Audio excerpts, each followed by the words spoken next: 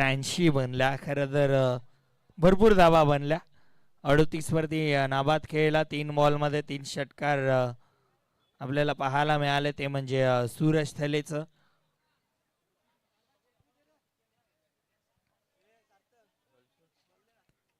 आपण सुशांतची हायलाइट सध्या टेलिव्हिजन स्क्रीनवरती पाहणार आहोत. काय लाजवाब त्यानं बॅटिंग केली. सुशांत पाटील 38 वरती नाबाद खेळला. भरपूर चांगली batting. Long of, long on, सर्व एरियाज त्याने कव्हर केले.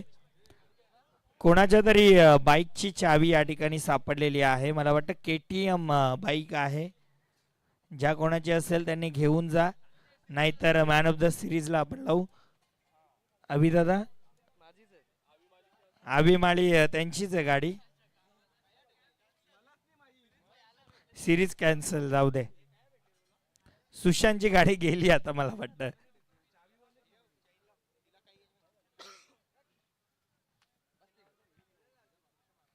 सुशांतची हायलाइट सध्या टेलिव्हिजन स्क्रीनवरती आपल्याला पाहायला मिळते. लाजवाब त्यानं बॅटिंग केली.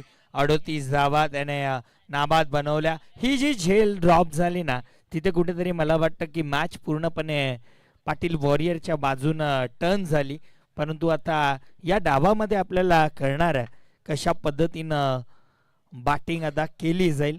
कारण पहिल्या चेंडूपासून आक्रमण जर झालं नाही तर मॅचपासून भरपूर लांब जाईल टीम दीपेश एंटरप्राइजेस संघ. कारण प्राइस देखील आपण अनाऊन्स केलं होतं. जर हा